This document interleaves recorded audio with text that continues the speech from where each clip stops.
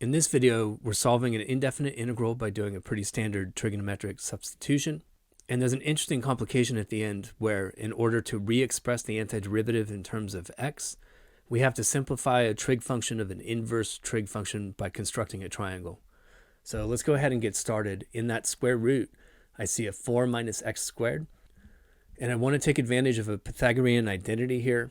That 1 minus sine squared gives me cosine squared, but I have to account for that 4. So what I do is let x equal 2 sine theta. Then when I square it, I get a 4 sine squared theta, and I can factor the 4 out of that square root. We also have to transform the differential. And now I can rewrite the integral in terms of theta. Again, the point of throwing the 2 into the trig sub was that when I square it, I get a 4 that can be factored out. So we'll go ahead and deal with all of our factors of 2 simultaneously here. When I pull a 4 out of the square root, that gives me a 2. And then I have a 2 to the third when I cube 2 sine theta. And I have another 2 that came from transforming the differential. So my total is 5 factors of 2, 2 to the fifth, and that's 32. And I'll pull it out in front. And I have a sine cubed theta.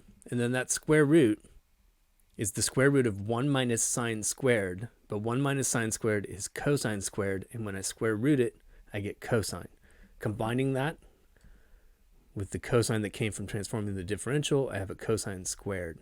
So to figure out where to go next, I know that if I have a sine theta sitting right next to a power of cosine, I can go ahead and guess the antiderivative because I'm set up to deal with the chain rule backwards. Or if I have a cosine next to a power of sine, I could go ahead and guess the antiderivative. In this case, it's most convenient to try to just give myself one leftover factor of sine and express everything else in terms of cosine, because I could split a sine squared off of the sine cubed term and express that in terms of cosine, leaving me with one factor of sine. So sine squared is 1 minus cosine squared. So I'm starting to get to where I want to be. I have this leftover factor of sine theta, and then everything else is powers of cosine. And I'm going to go ahead and distribute that cosine squared. So when I distribute the sine theta into those parentheses, I basically have two integrals that are all set up to guess the chain rule backwards. Because the derivative of cosine is negative sine, I can see what the chain rule is doing backwards. And out of that first term, I'm going to get a negative 1/3 cosine cubed theta. The second term is similar, but the minus sign produced by the antiderivative kills the existing minus sign out in front. So it's a very common mistake to just stop working at this point. But the original integral was an x integral. We've got to transform this back in terms of x.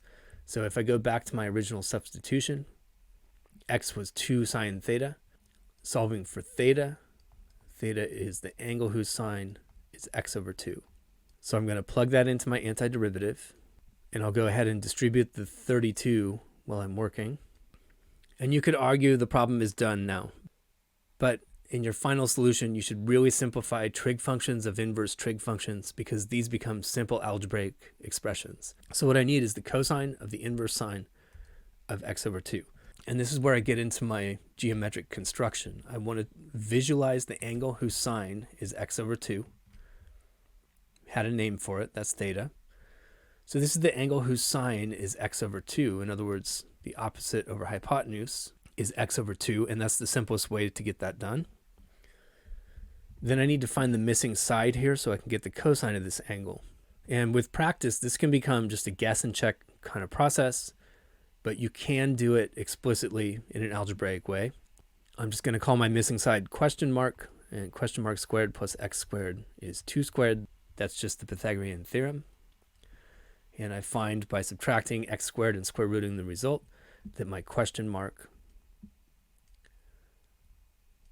is the square root of 4 minus x squared. All right, so all of this means that the cosine of this angle theta, that's the angle whose sine is x over 2, is square root 4 minus x squared, all divided by 2. That's the adjacent over the hypotenuse. So I'm going to go back to my antiderivative and replace the cosine of the inverse sine of x over 2 with this new expression. And just to clean things up a little, in the first term, when I cube the 2 in the denominator, that gives me 8, and I can cancel an 8 out of the 32 in the numerator. And then the square root of something raised to the third power, that's a power of 3/2. In the second term, in the denominator, I get a 2 to the fifth, which is 32, and that cancels the 32 in the numerator. And the square root of something to the 5th power, that's a power of 5/2. And we've got our final answer. If you find the math content on Zach's Lab helpful, click on the Zach's Lab logo on the right to browse playlists and subscribe to the channel. I produce dozens of new videos per month, and subscribing is the easiest way to find new content. Thanks for watching.